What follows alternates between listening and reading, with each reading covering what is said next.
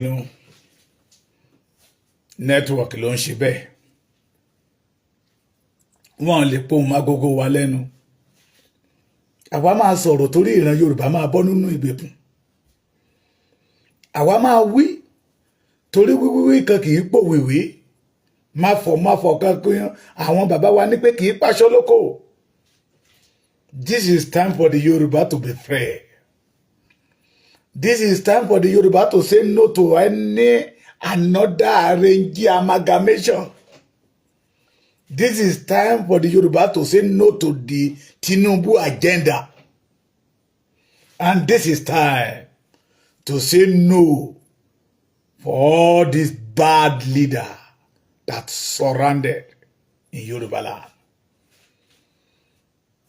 Mo tún padà dé lẹ́ẹ̀kan sí èmi ni wọ́n máa wá ẹ̀yin ni wọ́n máa bá ìkankan nínú wa ò ní sọnù torí àwa àjèjà ẹbí ilẹ̀ bàbá wa la fẹ́ gbà ẹ má gbàgbé o mo sọ lẹ́ẹ̀kan ṣé ó yẹ kí Yorùbá ó lẹ́ni ní mo sọ ká máa mú kíkan ni àìmọye olóore Yorùbá tí Nàìjíríà ti pa àìmọye ẹni tó yẹ kó ṣe Yorùbá lóore àwọn bàbá wa àwọn bàbá gidi tí ọ̀rọ̀ Yorùbá mọmú láyà wọn that we can call genuine Yorùbá leaders that we can call the authentic Yorùbá leaders pé ní ọjọ́ ayé wọn they always take Yorùbá first ní ọjọ́ ayé wọn they see Yoruba as their own property. Pé ilé tí àwọn kọ́ ni, àwọn jogún ẹ̀ lọ́wọ́ àwọn bàbá wọn ni. Ẹ mọ̀ pé tọ́mọdé ò bá bàtà, ìyá ọba àrọ̀bá. Mo ti sọ́rí nínú ọ̀rọ̀ mi ẹ̀yin bàbá mi àtẹ̀yin ìyá mi. Ẹnikẹ́ni tí a bá ti bí nílé eré, kò lè wúwa ré. Ẹnikẹ́ni tí ò bá ti ní bíbí ré, kò lè wúwa ré torí ẹni tí ò bá ní irú aṣọ ẹni lórí ìkọ́ kò ní gbàdúrà pé kí tẹnìkan mọ̀ ya ẹja bèrè wa léèrè ṣé Nàìjíríà ń ṣe wá lóore ni that make all 99% of the Yoruba leaders say we must still stay in Nigeria or we must still bearing that name called Nigeria tí wọ́n dẹ̀ ti pa gbogbo ọmọ ológo wa tán. Oore wo ni ìpàṣẹdì àwọn bàbá wa ló ń pòwe yẹ pé oore wo ni ìpàṣẹdì oore wo ni gẹ̀gẹ́ ṣe ọrùn oore wo ni ké ṣe ẹ̀yìn those who call themselves leader today oore wo náà ṣe wá they have this record bàbá tó sẹ́ndì kiri sí mi èmi ò mọ̀ yín ṣùgbọ́n Ọlọ́run mi mọ̀ yín ẹ ní kú fọ́tayọ̀ ẹ ní kú tọ́ fún ọ̀tayọ̀ àánú Olódùmarè kì í ṣí kúrò nínú ìdílé yín ta ló lè sọ àwọn bàbá dáadáa tó tó bá jẹ́ pé kọ́lọ́run jẹ́ kẹ́yìn wà láyé kí Nàìjíríà má ti lukú mọ̀mọ́ wọn lórí tí Yorùbá ò ní wà lórí ipò tá a wà yìí gbogbo wa la mọ̀ ẹgbọ́ ìtàn yẹn ẹ̀yin bàbá wa kọ̀ọ̀kan gbọ́ ẹ̀yin bàbá wa kó ṣojú yín ẹ̀yin bàbá wa kó wá pa ìtàn yẹn fáwa táwa náà tó wá ń pa fọ́mọ wa lẹ́nu tó ti ń di àrọ́bá pé ikú Nàìjíríà ní Adékúnlé Fájuyì ikú Brigadier Adékúnlé Fájuyì ikú Nàìjíríà ló kú kì í ṣe kó látọ̀dọ̀ Ọlọ́run ó dẹ̀ yé wọn. It is because they want to wage war against the Yorubas. Bàbá kan bá mi sọ̀rọ̀ lẹ́ni ó wá ń ṣí mi ní etí ó ń ṣí mi ní iyè pé ohun tí Fúlàní ṣe ń gbé jáde lẹ́ni kì í ṣe pé wọ́n ṣe bẹ̀rẹ̀ wọ́n ti bẹ̀rẹ̀ tipẹ́ before civil war náà ti bẹ̀rẹ̀ tó ti rí ògo Yorùbá táwa agológo gan ò rí kéèyàn kan wá jáde síta kì í ṣe pé wọ́n fi lé ipa ìtàn pé èmi kó wá sọ fún mi pé ikú tí bàbá Jeremáyà Ọbáfẹ́mi Awólọ́wọ̀ kú pé ikú látọ̀dọ̀ Ọlọ́run ni ikú Nàìjíríà ni. Ikú what? Ikú Nàìjíríà. Wọ́n kọ́kọ́ ṣe é, wọ́n dàbí ọgbọ́n. He must not become a president. Wọ́n lo ọmọ àlè Olúṣẹ́gun Ọbásanjọ́ to destroy the Yoruba visions. Láti lè kí Awólọ́wọ̀ kó má rí iṣẹ́ tí Ọlọ́run ọba mìíràn jẹ́. And I agree. Abẹ́ẹ̀ ti gbàgbé ni a best candidate will never win election in this country. Ó ti sọ nígbà ayé ọba ayé Abíọ́lá pé Abíọ́lá was not a messiah. Ṣùgbọ́n nígbà tó ń messiah débẹ̀ ọ̀nà Ṣàngó sí ìlú ẹ̀ lọ́hùn ó ṣe tì. Kéèyàn kan wá sọ wípé ikú Ọlọ́run ikú látọ̀dọ̀ Ọlọ́run ni bàbá wa Ọbáfẹ́mi Awólọ́wọ̀ kú. Gbogbo yín lẹ mọ̀ bí bàbá wa Bọ́lá Ìgè ṣe lọ.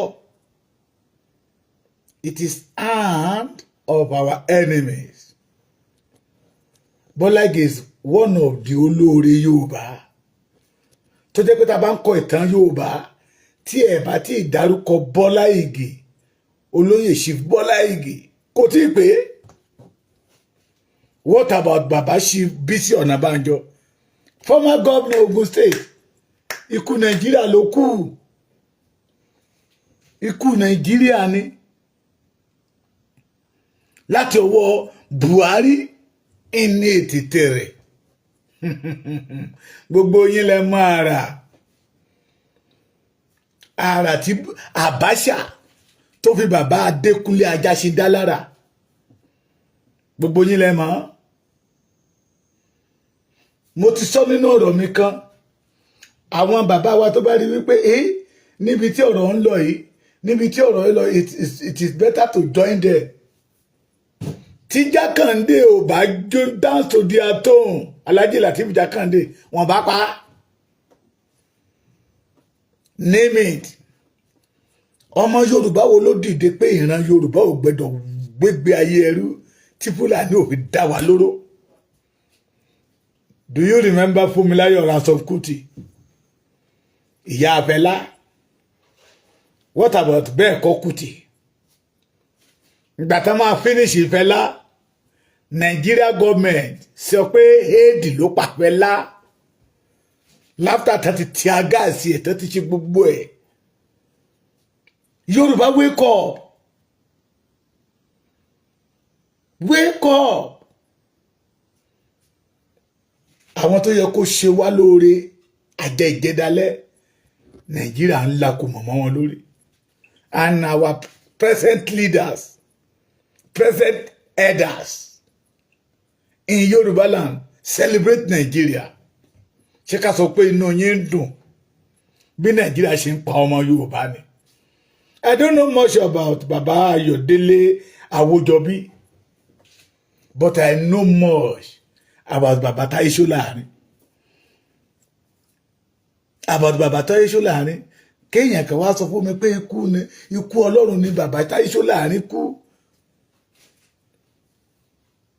Nàìjíríà ni ọ̀pọ̀lọpọ̀ nínú wọn báyìí ló ṣe gbọ́dọ̀ rí arúgbó ọjọ́ wọn fi ń wọ́de kiri pé no it is not supposed to be like this. Wọ́n dẹ̀ ṣubú lulẹ̀. Alágbára wa sùn bí ọ̀lẹ. Yorùbá wake up. We must go. Ètí ìran Yorùbá rú ẹbọ fún Nàìjíríà ó tó gẹ́. Ẹbọ tá à ń rú tí ò gbà fún wa. Do you remember Professor Sam Aluko? Do you remember Professor Sam Aluko? Oh, ẹ ti gbàgbé. It is Ekiti man from Ode, Ekiti. Ó ní Babangida fẹ́ gbéjọba fún. Nígbà tí wọ́n fẹ́ gbé fún Abíọ́lá June 12, the man say no.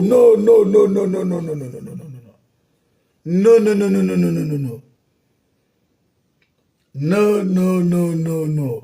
Ẹni tó wọlé election ní kẹ́ gbé fún. Ibi tí bàbá yẹn ti kó títí ẹni yẹn. Nàìjíríà gbé kú mọ́ wọn fọ́ mọ́ bàbá oníbàbá lórí. Kéèyàn kan wá sọ fún mi pé ikú Nàìjíríà, ikú Ọlọ́run ni ó kú. ikú Nàìjíríà ni Nàìjíríà ẹnikẹ́ni tó bá ti ń sọ̀rọ̀ that we favour the Yorubas Nàìjíríà máa pa bó ti ń tó yà mí lẹ́nu ni the Oshobas the Bisi Akandes the omisho ẹ mọ̀ jẹ́ ń dárúkọ Omiṣore they know pé àwọn ará bíbá ẹ̀ ló pa àwọn bàbá wa yìí tí wọ́n ti fi gbogbo ara wọn ṣiṣẹ́ tó fi sí Nàìjíríà èrè tán bá bọ̀ ń bẹ̀ náà ní kú wọn gbò lórí wọn.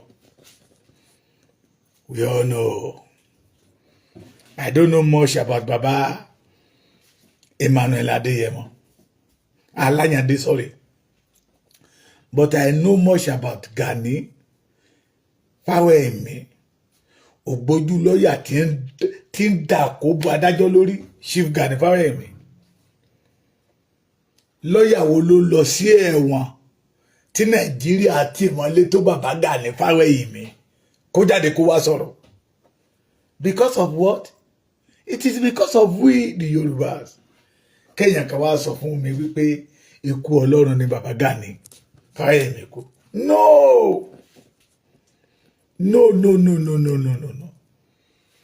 Àwọn tí Yorùbá ti fi rú ẹbọ nìyẹn o. Frederick Fashion. Àwọn tí Yorùbá ti fi rú ẹbọ nìyẹn o. Abraham Adesanya. Akaba Ṣọ̀run. Àwọn tí Yorùbá ti fi rú ẹbọ nìyẹn o. Godwin Olúṣẹ́gun Kọ́láwọlé G.O.K. Ajayi Káyọ̀dé Ẹ̀ṣọ́.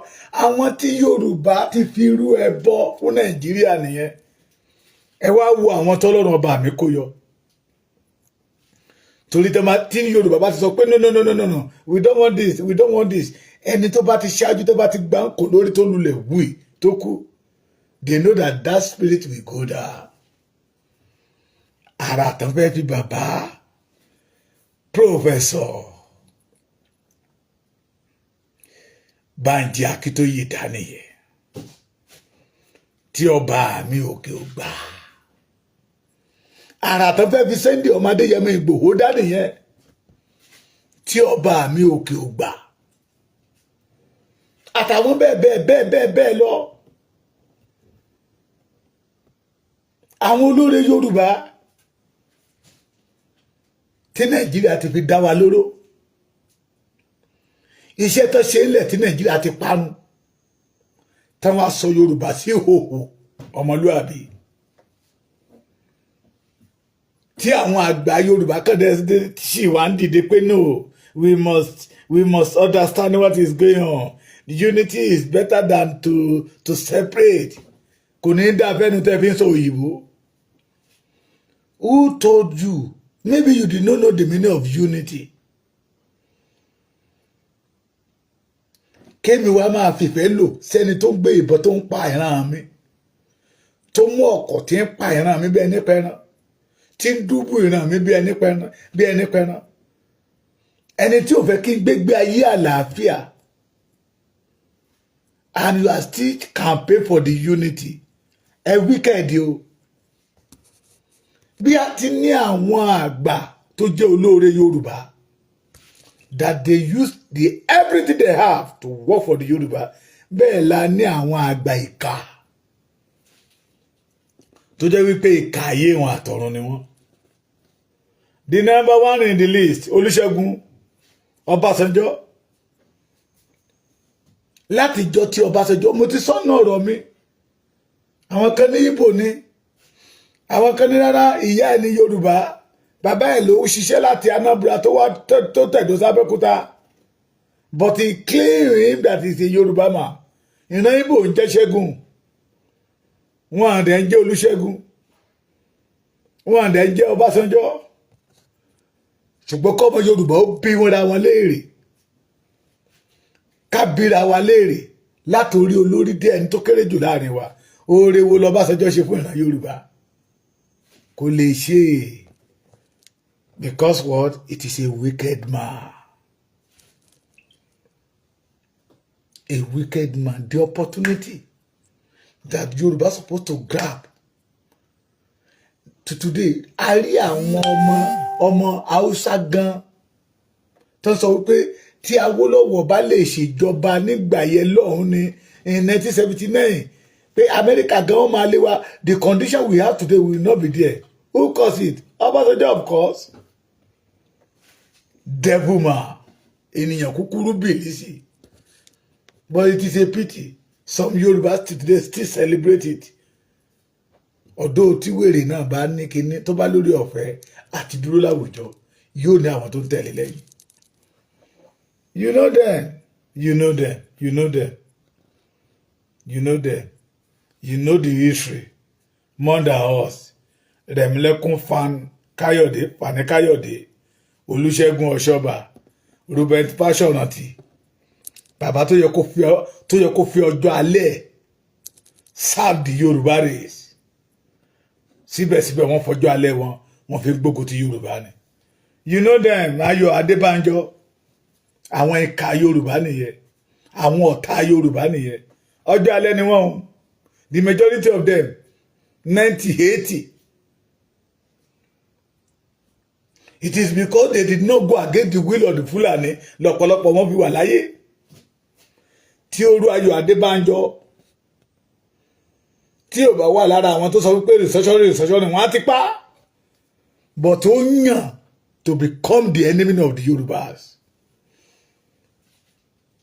Jimoh Ibrahim, Rilwan Akiolu, a whole others.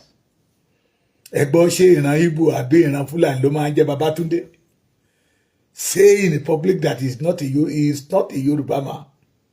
Akiolu for you, Ọba of Lagos. Aṣíwájú Bọ́lá Ahmed Tinubu. Suddenly he turned himself to become the enemy of the Yorubas. Ẹ jẹ́ abira wa léèrè. Gbogbo ẹ̀yin family, àwa ló kàn. Oore wo ni Tinubu ti wá ṣe fún wa báyìí ní ilẹ̀ Yorùbá o.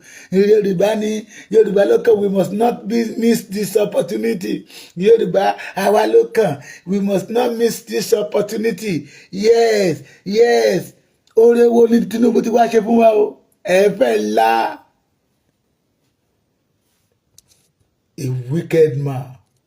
Because ó sọ nínú Bíbélì orí nígbà tí ìka ènìyàn èèbó ló ṣe put ẹyẹ o tó bá wà lórí oyè ó ní inú àwọn aráàlú àbàjẹ́.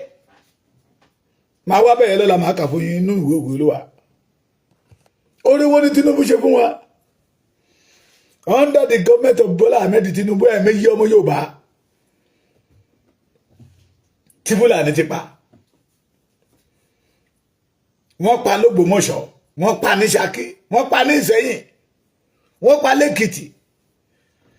The worst part of it under the government of Bola Ahmed Tinubu ní Fúlàní wọ́n pa ọba méjì l'Èkìtì bíbẹ̀ high. Wọ́n fẹ́ ọba lé ní Kwara State. Under the government of Bola Ahmed Tinubu kí ló ṣe sí? It is because they are not with the Yorubas. Wọ́n kàn fẹ́ lo Yorùbá gòkè ni wọ́n dẹ̀ ti gòkè tán. Báyìí Yorùbá bá fẹ́ bàjẹ́ kó má bàjẹ́ lọ ṣùgbọ́n Ọlọ́run ní fún yín ṣe. We are going. We are going. Either you like it or not, Nigeria will scatter and Yorùbá will prevail. We need our independence. And thank God, the majority of you, these politicians, orí yín ti ń fapò. Orí yín ti ń fapò pé kí làbòrò ìjọba tá lọ ṣe l'Àbújá tá àrí léwọ̀.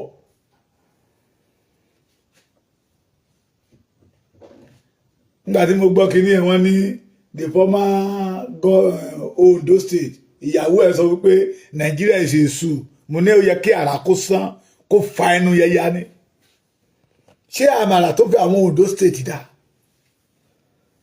I know majority of them mọ̀. But wọ́n mọ̀ ní ìka nínú ni. Bísí Àkàndé, Adéníran Ògúnsànyà, Adéwálé Adéníran, Ọ̀gbẹ́ni Ràúfù Arẹ́gbẹ́ṣọlá. Do you remember àwọn tó gbowó Abíọ́lá, owó ẹ̀mí Abíọ́lá jọ̀wọ́n àná? Oh my God. under the Nigeria system in Buhari government 29,000 of the Yoruba náà pa bí ẹni pẹran àwọn tí Nàìjíríà ti lẹ́yìn 29,000 yẹn Nàìjíríà ló pa Àfọ̀njá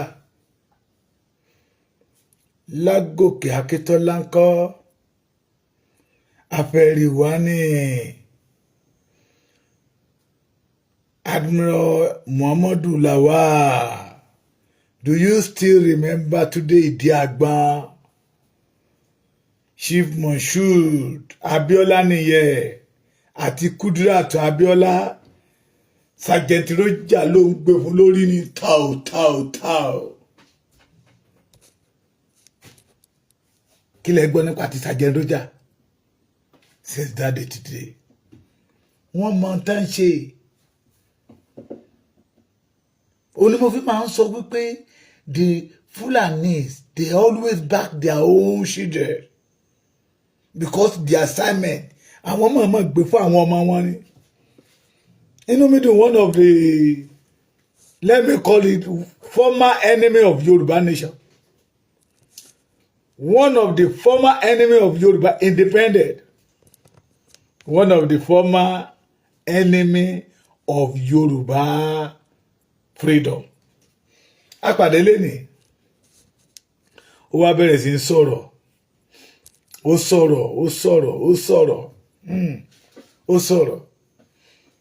ó wá ní bàbá Èkìtì ṣé wọ́n ṣe máa pa wá tán lélẹ́yìí mo ní àwọn wo ló ń pa wá ó ní kí n má pretend lóòótọ́ bó bá ṣe wí tẹ́lẹ̀ ni mò ń go against ẹ̀ pé no ó ní but na gbogbo tó ń sọ ń gbà yẹn ti wá clear sí ṣé wọ́n ṣe máa pa wá tán lélẹ́yìí bọ́n ṣe ń dojú ó ní bọ́n ṣe ń dojú ìbọn kọ wá náà tún lu another style to kill us ó lóun fẹ́ lọ ra ráìsì a bag is 125,000 naira mo wá pàtẹ́wọ́ ó lóun lọ láti Èkìtì ń bíbà yìí lọ sí Ìbàdàn táyà mọ́tò ń fọ́ lọ́nà owó tó ń fi ra táyà mọ́tò mẹ́rẹ̀ẹ̀rin ló ń fi ra ẹyọ kan mo tún pàtẹ́wọ́ ó ní this is time for the Yoruba to go mo ní ó ti ń dòkè ara yín náà ni ó ti ń dòkè but now is now a member of the Yoruba nation struggle. Yorùbá ẹja jí mo ti sọ dáadáa tí àwọn bàbá wa ní tí Ọlọ́run bá ti fọ̀tá ẹni wọn ní kò lè pa àyàn mọ́ ṣùgbọ́n tẹ́ ẹ bá dákẹ́ tẹ́ ẹ bá ń wòran yóò bẹ́ẹ̀ tí ń mu lọ́wọ́ ní ọmọ ọ̀bọ̀ ọ̀ka ẹran tí Fúnṣọ́ Williams ó yẹ kó yí ẹ̀yìn ará Èkó abẹ́tí fẹ́ sọ fún mi pé ikú Ọlọ́run ló kù Tolúlọpẹ́ Arótilé ọmọ ọlọ́mọ tí agad mi ò fẹ́ máa sọ̀rọ̀ nípa ọmọ yẹn it is a pity for the Yorubas fún àrà táwọn Fúlàní fi wá dá lọ́wọ́ tí àwọn olóṣèlú wa dẹ̀ keep quiet tí inú wọn dùn sí tí wọ́n dẹ̀ ṣe ń pariwo one nation lórí ikú òjijì tó ń dé bá ọmọ Yorùbá ikú òjijì tí Fúlàní fi ń pa olóore Yorùbá they still shout one nation ìkan ló ṣe ń lọ ìlara ògo Yorùbá ni o General Taofik Lágbájá wọ́n tún parọ́ fún wa pé kánsà ló pa orí ló kọ́ ọmọ Adéyẹmọ yọ orí ló kọ́ ọmọ Adéyẹmọ yọ orí ni ẹ̀mẹ́yẹ wọn ẹ gbàgbé ọkọ olóyún ẹ má gbàgbé Dr. Aborode ńkọ́ Gbénga Owólabí ńkọ́ Pópóọlá ní Ìláró Olúfọ̀n tìlú Ifọ̀n ní Ondo State àtàwọn ọba méjì tí wọ́n pa ní ìpa ìyà ní Èkìtì ń bí báyìí. We the Yoruba we need our freedom. torí gbogbo àwọn olóore wa ní Nàìjíríà ti pátán àwọn tó yẹ kó dá aṣọ bo Yorùbá ní Nàìjíríà ti pátán ẹ jẹ́ wá béèrè lọ́wọ́ ẹ̀yin àgbààgbà tẹ́ pàpà sọ wípé ọrùn ikú ọrùn ebè ọrùn iṣu làpárò ń kú sí àǹfààní wo la jẹ nínú Nàìjíríà tẹ́ ẹ̀yin tẹ́ ẹ fi ọjọ́ alẹ́ yín tẹ́ fi ń da ìran Yorùbá láàmú pé dandan agbẹ́dọ̀ dúró nínú Nàìjíríà àǹfààní wo làwọn ọmọ wa jẹ this former enemy of Yoruba nations that today become the one of the agitators. Ó ní ìgbà tọ́mọ ń wọ yunifásitì inú ń dùn màmá mi Eunice Adéyẹyè yóò dára fún yín ẹ ní ṣubú fọ́tayọ̀ lágbára Olódùmarè lágbára ẹni tó ń ṣílẹ̀kùn ọjọ́ tó dé ń tì. Ó ní nígbà tí ọmọ òun wọ yunifásitì inú òun dùn ó ní my friend inú ìbànújẹ́ lòun wà lọ́wọ́lọ́wọ́ náà mo ní kí ló ṣẹlẹ̀ ó lọ ọmọ ti jáde kò síṣẹ́ ó ní ìjẹta lòun àti ìyàwó òun ṣe ń sọ pé ṣọ́mọ yóò ní wá lọ wáṣẹ́ kan kọ́ báyìí mo ní a jẹ́ pé aláìníṣẹ́ ni Sunday Igboho ní kí n má sọ bẹ́ẹ̀ mọ́ ọ̀pọ̀ tó bá rí wo wa lórí program ṣe ń ṣe ìgbà mi máa gbakọ̀ bàbá Èkìtì ẹjọ́ mi owó sukú ọmọ mi ní 3 sì wà lọ́rùn mi náà tí mo sọ wípé olókùn mò ń ṣọ́gùn náà lèmi náà ọ̀rẹ́ mi máa sọ fún ọ pé èrè ìdí tàbí sọ fún yín níyẹn pé ẹjẹ́ àjàká gbòmìnira wa kí n tí bàbá Awólọ́wọ̀ ṣe ń jọ̀wọ́ àná tí àwọn àgbà tó ń fi ọjọ́ alẹ́ wọn dààmú Yorùbá yìí tí wọn ò fẹ́ kó ṣẹ́ táwọn tó pọnmi tán wá ń rú omi àwọn tí gòkè odò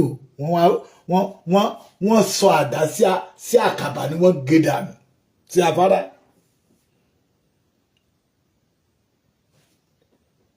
wọ́n wá ń sọ ayọ̀ ọmọ Yorùbá ń dẹ kún mọ́ wọn lọ́wọ́ mo rántí ìgbà tí bọ́dà mi graduate mo ń wo aṣọ tí bàbá mi wọ̀ ń gbà yẹn lọ́hùn bí bàbá mi ṣe lórí ìdúró ni ló ṣọwọ́ báyìí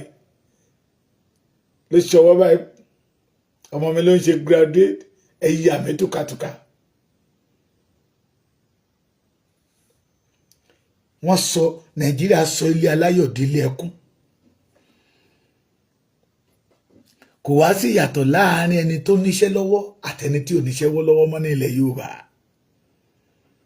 síbẹ̀síbẹ̀ àwọn àgbà ìkà yìí pàpà tó ń sọ wípé omi Nàìjíríà yẹn ni ká máa mú lọ we the Yorùbá must reject it gbogbo àwọn aláàánú wa náà ti pa tán gbogbo àwọn aláàánú wa ní Nàìjíríà ti pa tán Nàìjíríà ò ṣe wá lóore kankan I'm sorry to use that word to mention the name tá bá ń dárúkọ Yorùbá nation we are ready to go we need our freedom the family of Lágbájá General Lieutenant General Taofik Lágbájá máa sọ pé aláìníṣẹ́ làwọn ọmọ yìí o ó ti kàn wọ́n báyìí wọ́n ti la pópó mógo lé wọn lórí Nàìjíríà ti la pópó mógo lé wọn lórí Nàìjíríà ti sọ ẹ̀yìn náà wọn sí omi aṣọ ìbora wọn Nàìjíríà ti fi jóná òpó tó solé wọn dúró mo rí bàbá kan nígbà tó dẹ̀ sọ̀rọ̀ àgbàlagbà ó dẹ̀ bú sẹ́kún pé ikú yẹ òun gan-an ló yẹ kó pa Nàìjíríà kàn wọ́n nìyẹn táwọn náà bá wá tẹ́ bá wá sún kẹ́rẹ̀kẹ́rẹ̀ wọ́n àti lè mọ̀ ọ́n sí i because wọ́n yìí máa gbàlejò àwọn gómìnà ẹni bí ẹni ìyá sì máa lọ máa kí wọn we are sorry wọ́n á máa kọ lẹ́tà àìmọye promise táwọn ọmọ wọn ti gbà nígbà tó bá tó fẹ́ rẹ́fẹ́ tátẹ́gùn fẹ́ sí ìgbà yẹn náà máa mọ̀ wípé igi ńlá ti ya lọ nídìílé wọn pé kù mọ́ Nàìjíríà yẹn ti ṣe kíni ó ti kan àwọn náà èrè ìdí tá a fi sọ wípé Yorùbá we did not belong to Nigeria Yoruba, this is time for us to go. Mo ní ọ̀rẹ́ mi yẹn tí mo sọ wípé enemy of freedom yesterday suddenly that become the ọ̀rẹ́ of freedom today. Ó ní kí n jọ kí n má jẹ́ kí ní ó pẹ́ ẹ má jẹ́ kí ní ó pẹ́ ó wá jẹ́ táìmù tí mo wá pe ìmọ́lẹ̀ Yorùbá Ìgbòho ṣá tí n bá dárúkọ Ìgbòho ṣá lẹ́gbẹ̀ẹ́ tó jẹ́ pé yẹ̀yẹ́ á ní bàbá àìníṣẹ́ ṣà ń dá ẹ̀ láàmú bàbá wa òòṣà Ọlọ́run á fún yín ṣe o Ọlọ́run á ràn yín lọ́wọ́ ẹjọ́ wọ́n ti ń lakùn mọ́ Nàìjíríà ti fẹ́ pa wá tán ó tẹ̀tí wá hàn sí wípé kò sí ní tá a fi jọra wa mo ní ó ń kàn yín ẹ má jẹ́ adọ́run mòtítọ́ the Nigerian waste àwọn olóore wa ni that is the method tí àwọn Fúlàní yẹn ń lò àwọn tó bá ti rí pé ó fẹ́ la Yorùbá lójú ojú inú àtọjú òde wọn á gbé kò mọ wọn pẹ́ẹ́n kò mọ yẹn náà gbédélé olóyè sí Sunday Igboho tí ò bá ń lé kò mọ yẹn náà gbédélé bàbá pọ̀npọ̀n bá ń jẹ́ Akíntóyè tọ́lọ́run òjò kàn wọ́n. This is time for say no to Nigeria. This is time for the Yoruba pé kọ́lọ́wọ́ dá ọmú ìyá ẹ̀ gbé. This is time for the Yoruba to act like ọmọ ọkọ. This is time for Yoruba to act like ọmọ akin. Gbogbo àwọn tó ń tẹ̀lé lẹ́yìn I pity you. They are not ready to help you. Name the governor, the senator, the rep. Tọ́mọ wọn lọ sí school léèwé ní Nàìjíríà yìí. Àṣírí gómìnà Èkìtì tú sí mi lọ́wọ́ lẹ́ni. Báwo tẹ́yìn sọ wípé èèyàn ni mo lémi náà wà lára àwọn tó sọ wípé he is not a politician. Pé kí bóyá ẹ̀mí àwọn olóṣèlú yẹn ló dẹ̀ tó wọnú ayé ẹ̀ ẹni yẹn sọ fún mi pé Bao is one of the worst governor pé wicked man. Ekiti was one of the poorest states in Nigeria but we always produce governor after 2 years they become a billionaire. They become a billionaire. Ẹni yẹn sọ fún mi ó ní gbogbo nígbà tó ti dá Èkìtì ilẹ̀ gómìnà tó ní owó tó rí owó kó jẹ bí Bao sí ẹ máa ṣe lọ ẹ máa ṣe bọ̀ o gbogbo bẹ́ẹ̀ tí ń ṣe ó wà lọ́wọ́ Olúwa ẹ máa ṣe lọ ẹ máa ṣe bọ̀ o gbogbo bẹ́ẹ̀ ti ṣe ó wà lọ́wọ́ àwa náà ó wà lọ́wọ́ bó ṣe wà lọ́wọ́ Olúwa ló wà lọ́wọ́ wa náà.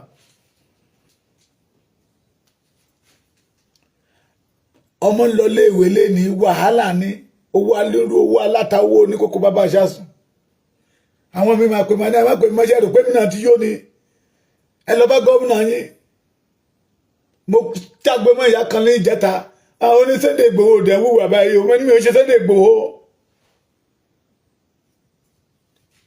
Ẹni abáwí fún ọba jẹ́ ó gbọ́ ni. This is time to say no to all these politicians. Mo rẹ́ni tó àtáàkì mi nígboro it is because he is a Fayose boys tó mú aṣọ mi báyìí tó fún ṣọlẹ́nu ẹgbọ̀rọ̀ ni Sunday Igboho tó rán ẹníṣẹ́ yẹn ò lè gbà ẹ́ lọ́wọ́ mi Sunday àwọn ọlọ́kadà sọ pé what happen mo dẹ̀ ń wòran máa pe àwọn bẹ́ẹ̀sì wá sí pé wọ́n ìgbà tí mo sọ fún pé ọmọkùnrin ìkúlẹ̀ méje mi gan tí mo ti pèpè ayín lẹ̀ ló bá gbaṣọ mi lẹ̀ lónìí ẹ̀ lórí burúkú lọ kú síwájú mo ní ìwọ ló máa kú thank God Isaac Fayose gan ti jáde síta náà pé notorious armed robber gangan lẹ́gbọ́n o notorious killer lẹ́gbọ́n o àwọn tẹ̀ ń tẹ̀lé lẹ́yìn nìyẹn ọ̀rẹ́ mẹ̀kúnnù títí yín nìyẹn tí ń sin adìyẹ tí kì í yàgbẹ́ ọ̀rẹ́ mẹ̀kúnnù yín nìyẹn tá ná 2 billion tá ní 90 billion lòun ná ọ̀rẹ́ mẹ̀kúnnù yín nìyẹn ẹ̀jẹ̀ gangan tán bí tẹ̀lé Isaac Fayose ti sọ pé ẹgbọ́n tẹ̀ ń wòye o olórí gbéwìrì ni notorious armed robbers orí wo ní Nàìjíríà sí wa dùkán pa àwọn olóore wa àwọn bàbá wa tó fẹ́ ra ayé gbé fún wa Nàìjíríà ti lugi mọ́ wọn lórí wọ́n wá fi àwọn kàndá rẹ̀ sílẹ̀ fún wa those people who dance to the tone of the Fulanis. That is why you see some elders in Yoruba land go against the freedom of the Yorubas. That is why you see some elders say no, Yoruba must not be independent nation. Bí o bá ṣe independent nation lójú ayé wọn, Èdùmàrè á ṣe lẹ́yìn yín. Àdúrà tá tẹ̀ ń gbà ní pé kẹ́ mọ́ kú, ṣùgbọ́n k'Ọlọ́run ó sọ yín di tá ń wọlé. Kẹ́ máa yọjú lójú wíńdò wòran. Nígbà tí Yorùbá bẹ̀rẹ̀ sí dára we are going we did not belong to this country. Let me use this one to finish it. Ẹ̀yin wòlíì tẹ́ ń ríran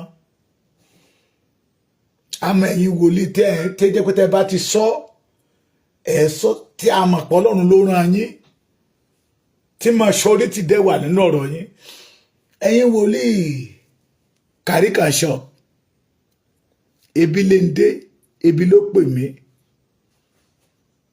ẹ má ríran sọmọ Adéyẹmọ mọ́ ká ẹ má bàa gba ìbínú Ọlọ́run ẹ má ríran sáwọn ọmọ ìjọ yín tí kọ́kọ́rọ́ wọn wà lọ́wọ́ yín ẹ má ríran sí ẹ fi Sunday Igboho lẹ̀ ìmọ́lẹ̀ lọ́mọ Adéyẹmọ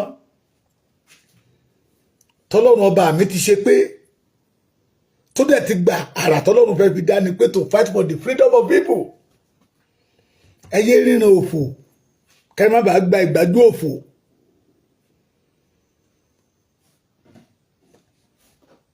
gbogbo yín lẹ rí n tó ń lọ tí Wálé Alágúnjú tó jáde síta tó ń pariwo restructuring àwọn máa pe Tinubu àwọn máa pe gbá àwọn máa pe Sunday Igboho mú mi rántí orí elémùrè kan pé ọ̀nà bá ní kọ́kọ́rọ́ ajá kẹ́yìn mi ajá kì mọ́ ní súlé ọtí yan dìgbò lùgì bẹ́ẹ̀ Lúsíférì Wálé Ọlágúnjú ó dẹ̀ níyàwó ńlé ó bímọ kí ló dé tó jẹ́ pé tara yín nìkan lẹ̀ ń rò tẹ́ ẹ̀rọ tara àlùmọ́lú kí ló dé tó jẹ́ pé tara yín nìkan lẹ̀ ń rò tẹ́ ẹ̀rọ tọmọlàkejì kí ló dé tẹ́ ṣe bí pé ò rí tí gbogbo ọmọ Yorùbá ti di alágbe we become a beggars a ní grade A grade B grade C category by category beggars in Yorùbá land tí ò ṣẹlẹ̀ ní ìran Yorùbá rí kí ìyá mi tó kú a ní Yorùbá ló ní ìtìjú jù láyé o máa gbọ́ ká tó a ti gbọ́ pé wọ́n bá mi lóru bíbà yìí a ti gbọ́ àwọn ìyá ìgbà ni wọ́n á febi sínú tí ò bá sí tó bá lélelele tí ò sọnà míì but today ìtìjú ti bọ́ nínú ìran Yorùbá when our wicked leaders in Yorùbá land turn the Yorùbá to almanjiris style ni Yorùbá fi ń ṣe babihala káàkiri ríran sí àwọn bad leaders pé n tẹ́ ń ṣe yìí ìdájọ́ Ọlọ́run bọ̀ lórí yín rí ìran pé the Yorùbá we are in bondage tí a ò lè rìn bó ṣe wù wá mọ́ Sunday Igboho lẹ wá ríran sí ó ṣe àwa mọ̀ pé Ọlọ́run gan mọ́ nẹ́tíwọ̀kì yín ẹ̀yin náà ò dẹ̀ lè mọ́ nẹ́tíwọ̀kì Ọlọ́run but ẹ fi Sunday Igboho lẹ̀ ẹ fi Sunday Igboho lẹ̀ iṣẹ́ tọ́lọ́run ọba mìíràn ló ń jẹ́ ìfilẹ̀ ẹni tó ránṣẹ́ ò ní padà lẹ́yìn ẹ̀ ìṣẹ̀dá gbogbo àwa àtàwọn tó ti bí àtàwọn tó hàn tí ì bí tí Sunday Igboho ní pé ìran Yorùbá ò gbọdọ̀ parun ìṣẹ̀dá wọn ò ní fi Sunday Igboho lẹ̀ ẹ̀yẹ rìnrìn èké ṣẹ́gbọ́n mi a mọ̀ pé yìí náà fẹ́ tajà lórí YouTube ní ẹ̀fọ́ ọmọ Adéyẹmọ lẹ̀ iṣẹ́ ọmọ Adéyẹmọ ti di ohun èlò sí ọlá ṣùgbọ́n ẹ̀yin a mọ̀ pé ohun èlò sí ìdìbàjẹ́ lẹ́yìn ohun tó bá ṣàti máa yọ owó iná ni a mọ̀ pé owó ló ń control life yín òun lè fi ń ṣìwàwò láàrin àwùjọ àwọn olóyìnbó wọn ní ó wà ridiculous it is ridiculous to a Yoruba man go against the freedom of the Yoruba ẹ̀gbọ́n táwọn Fúlàní sọ pé tẹ́lẹ̀ àwọn ò fẹ́ máa gbọ́ separation pé but now àwọn náà ti ready àwọn náà ti ready àwọn àgbà garawa tá a ní àwọn bàbá ìkà àwọn aríjẹ ní mọ̀dàrú wọ́n lọ́wọ́ ń bẹ̀ gbogbo ohun tó ṣẹlẹ̀ sọ́mọ Adéyẹmọ ọmọ yìí ọmọkùnrin tẹ́ ẹ̀ bá pa ohun tó lè máa ṣe yá ṣe o ẹ̀dẹ̀ prepare gbọ́ lọ́rọ̀ òfin yín ṣe but if it is a Fulani wọn ara gàbó ni mo dárúkọ bèrè lẹ́ẹ̀kan where is Sergeant Roger today bí ọmọ ọlọ́mọ wọn bí wọ́n ti fi òru gbé lọ sí Saudi Arabia kó lọ máa jayé orí ẹ̀ mẹ́ this notorious policeman kọ́ Abba Kyari what about Gumi àwọn máa ń ràgàbó ọmọ wọn ni bí pẹ́pẹ́yẹ bá bímọ àràgàbó ọmọ ẹ̀ ràgàbó mi Elédùmarè títí dọjọ́ alẹ́ bí pẹ́pẹ́yẹ bá bímọ ọmọ ràgàbó mọ́ títí ẹni that is system the Fulani is using ọmọ wọn ìbá máa ṣe àìdá kó máa pa Yorùbá lọ wọn àràgàbó ni tí ọmọ Yorùbá kan bá dìde pé no don't kill my people again àwọn bàbá wa fẹ́ díẹ̀ síta ni oore ẹmú gbogbo ẹ̀ ló látúbọ̀ tán ohun tẹ́ bá ṣe lénìí yóò di tọ́bọ̀dọ́là ẹ̀yin ọmọ Yorùbá I want it to know ẹ̀yin tẹ́ bá nífẹ̀ẹ́ mọ̀ràn Yorùbá ẹ bá mi pín fídíò yìí this is time for us to say no to Nigeria to deliver ourselves don't let àwọn pásítọ̀ tó sọ pé ẹ̀yà Olúwa tú mi lẹ̀ Olúwa òde wá àjẹ́ kan òde wá oṣó kan òde wá Nàìjíríà ló dè wá di ó lé tí a máa fi tú náà ní ká sọ pé bye bye to Nàìjíríà mo kà nínú Bíbélì kan tí ènìyàn bá ń gbé ilẹ̀ ẹ̀gún tàbí ilẹ̀ aṣálẹ̀ kò lè rí ọ̀nà àbáyọ torí pé ó ń gbé nínú orí ilẹ̀ tí ò lè mú rere jáde ṣùgbọ́n tí èèyàn bá gbé lórí ilẹ̀ tó wúni tó ní ọ̀rá tó mú rere jáde ayé onítọ̀ máa nítumọ̀ ẹja máa bira wa léèrè kí ló dé tá à ń gbé nínú ilẹ̀ tó wúni tó yẹ kó mú rere jáde tó jẹ́ pé ìgbé ayé aṣálẹ̀ là gbé. We did not belong to this country called Nigeria. Moreover, ó ti expire. Àwọn tó ń gọ́vánà ẹ̀ lọ́wọ́ gan ti mọ̀ pé ó ti expire. And we the Yoruba must extraordinary vigilant.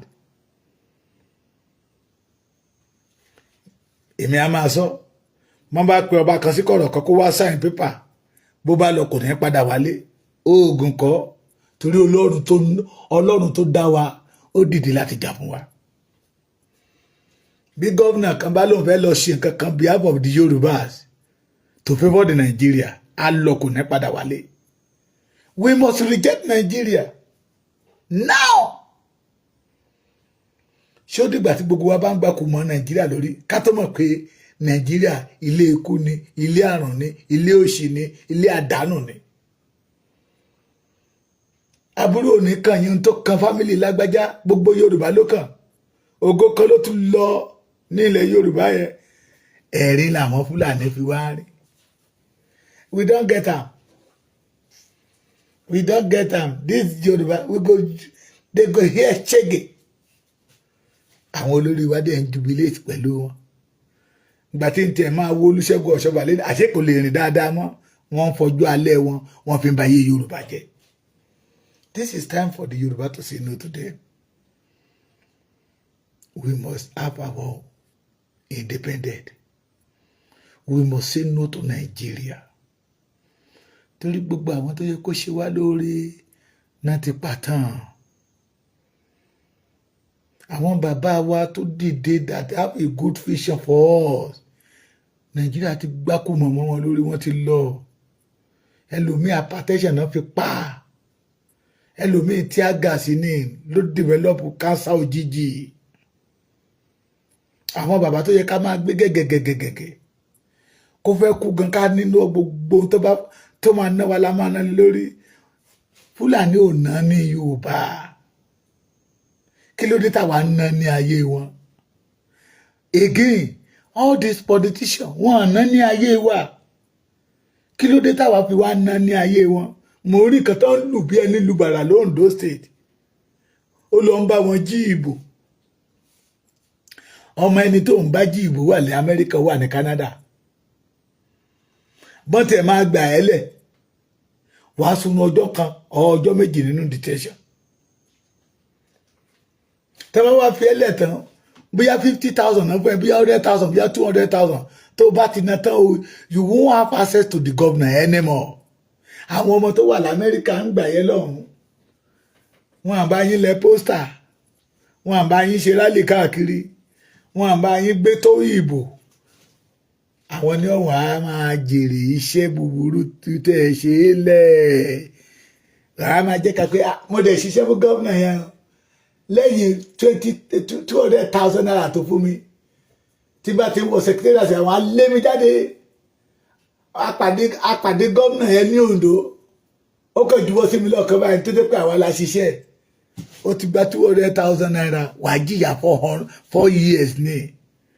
Iye làwọn bàbá Akíntóyè jáde síta pé it's not supposed to be like that if you have our independence.